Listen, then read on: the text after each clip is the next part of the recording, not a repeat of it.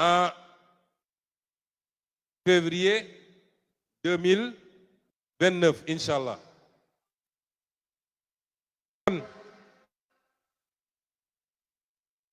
kon li may ñaan les militants et les militantes d'abord ma def benn précision. Pastef du d'accord report élection locale.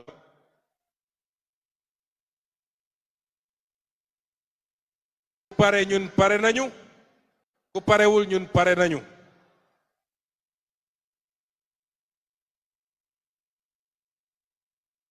ma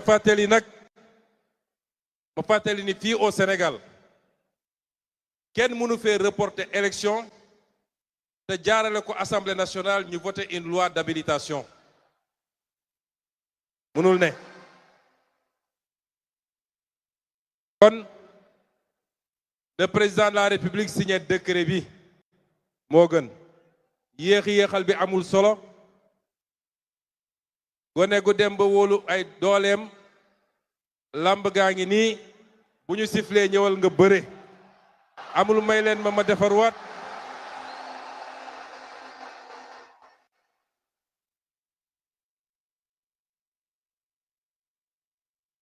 amul may leen ma entraîné waat. amul dama fàtte sama gàllaaj. amul sëriñ bi nee na ma moom bëre rek sëgg ñu bëre benn yoon mu jeex.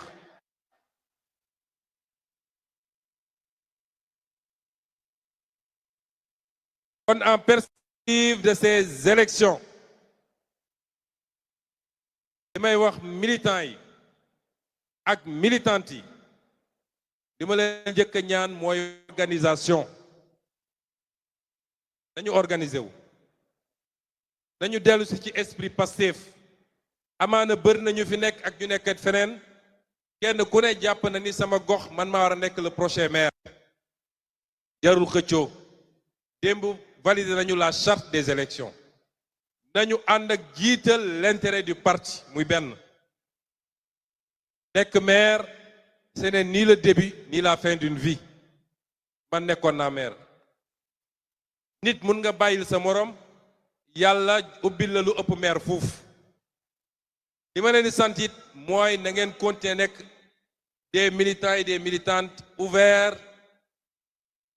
yaatal parti bi parce que sénégalais yépp wax naa ko waxaat ko am nañu cofeel ci Pastef te bëgg nañ ñëw bu leen tëj bunt yi ñépp xaj nañ ci. ñetteel bi mooy ñu xam ni parti politique bu mel ni Pastef idéologie bi muy doxee c'est pas un parti qui vit au rythme des élections. élection étape la rek mais d'une élection à une autre élection il y a plus important que ça. kon nañu dellu sur les fondamentaux du parti loolu am na ci solo. ma dénk leen nit li nga xam ne mooy orientation globale au-delà des élections. là je parle aux militants aux militantes. rawatina ndaw ñi jeunes yi. rawatina jeunes yi. yéen les jeunes bala may wax dama bëgg ngeen tàcc seen bopp. vous êtes formidables. tàccu leen seen bopp bu baax parce que vous êtes formidables. ñaari at ñu bokk ci gestion nguur gi dafa am lu ma ci nemmeeku. vous savez l'exercice du pouvoir est très délicat. pouvoir mënoo ko yor te de temps en temps ba ci sa njaboot sax doo poser acte boo xam ne amaana du neex ma Samba wala ma Demba. moo tax ñoom seen préoccupation bi gënoon a rëy mooy est-ce que Sonko digganteem ak jeunesse bi yàqu na. est-ce que ndaw ñi mere nañ ko. tous les prétextes ont été bons. bu ñu nee fii ambulant mënu fee taxaw ñu dem ne leen gis ngeen waa ji bëggu leen. bu ñu nee problème am na université ñu dem essayer wëlbati étudiants yi. parce que seen obsession mooy nañu fexe bañ ne Sonko digganteem ak ndaw ñi yàqu na. loolu mooy seen obsession. kon yéen ndaw ñi li ma leen di ñaan. Pastef est devenu un parti mature.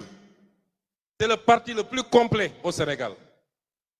toutes les lignes coché nañ ko parti bu eggee foofu nag dafa war a doon un parti modèle dafa war a doon un parti boo xam ne du yomba jàmm ci attitude ñi ko bokk ci seen comportement ci seen kàddu parti bi dafa war a fexe ba doon un parti exemplaire parce que benn yi nga xam ne ba léegi dañuy am appréhension kenn ku ne su ñun suy wax day jàpp ni kilifa diine nga koy déglu maga nga koy déglu xale bu ndaw a ndaw mi ngi koy déglu kon ñun dañu war a xool nu ñuy waxeek nit ñi moo tax bu leen topp Pastefu 2021 du Pastefu 2026 kon yenn kàddu yi ñun nañ ci génn parce que ñooy parti majoritaire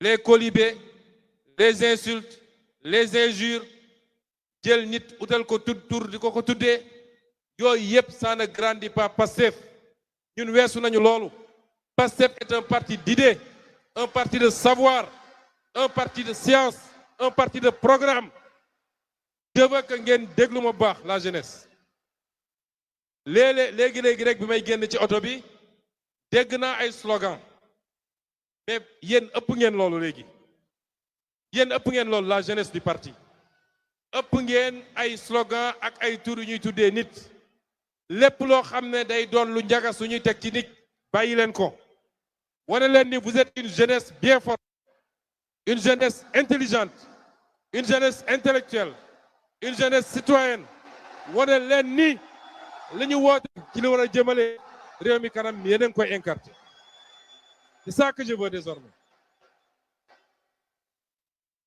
ne cédez pas à la provocation parce que ñoom li ñuy wax xam ngeen lan la dañ naan ndaw Pastef ku neex a booleeg sénégalais yi la ku neex a booleeg àdduna la ku xëy naan ñun dépassé nañu loolu